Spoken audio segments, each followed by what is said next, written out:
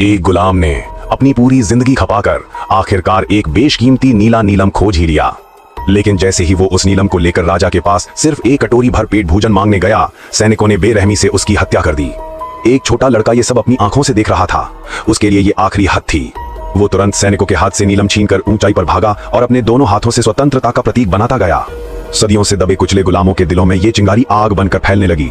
लेकिन इससे पहले कि ये चिंगारी मशाल बनती, उस लड़के हुरुत को राजा ने पकड़वा लिया और भीड़ के सामने फांसी देने की तैयारी की। फिर भी मौत सामने होने के बावजूद हुरुत के चेहरे पर जरा भी डर नहीं था।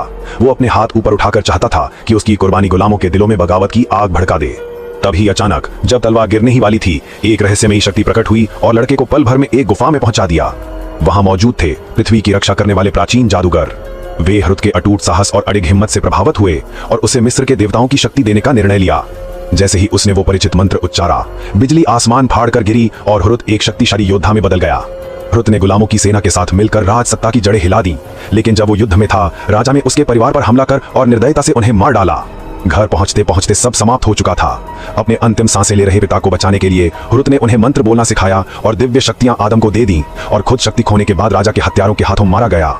पत्नी और बच्चे की मौत देखकर आदम के भीतर की आग दहाड़ बनकर उठी। देवताओं की शक्ति उसके भीतर काली होने लगी और वो बदले की आग में जलता हुआ ब्लैक एडम बन गया। लेकिन राजा भी काले जादू में डूबा हुआ था। उसने गुलामों से खोदी गई अनंत क्रिस्टल से सब्बा का मुकुट बनवाया। ये मुकुट पहनकर वो प्राचीन राक्षसों की शक्ति हासिल कर सकता था। पर ठीक जब वो अंतिम अनुष्ठान करने लगा, आसमान से बिजली गिरी और उसे राख बना दिया। राजा का देवता बनने का सपना ब्लैक एडम की क्रोधाग्नि में जलकर खत्म हो गया। राजा डर गया और दया की भीख मांगने लगा। लेकिन बदले की आग में अंधा ब्लैक एडम ने उसकी एक ना सुनी। एक ही प्रहार में उसने उस दुष्ट महल को खाक कर दिया। ये हिंसक तरीका जादूगरों को बिल्कुल मंजूर नहीं था। उनके अनुसार ब्लैक एडम देवताओं की शक्ति के लायक नहीं था। दोनों पक्षों में 3 दिन और 3 रात तक युद्ध चलता रहा। अंत में बचे हुए आखिरी जादूगर ने अपनी पूरी जीवन शक्ति झोंककर ब्लैक एडम को भूमिगत कैद कर दिया और सब्बा का मुकुट भी दुनिया से गायब हो गया। 500 साल बाद पुरातत्वविदों का एक दल प्राचीन कंडाक साम्राज्य पहुंचा। शिलालेखों में लिखा था कि एक ऐसा नायक यहां सो रहा है जिसे क्रोध ने निगल लिया है।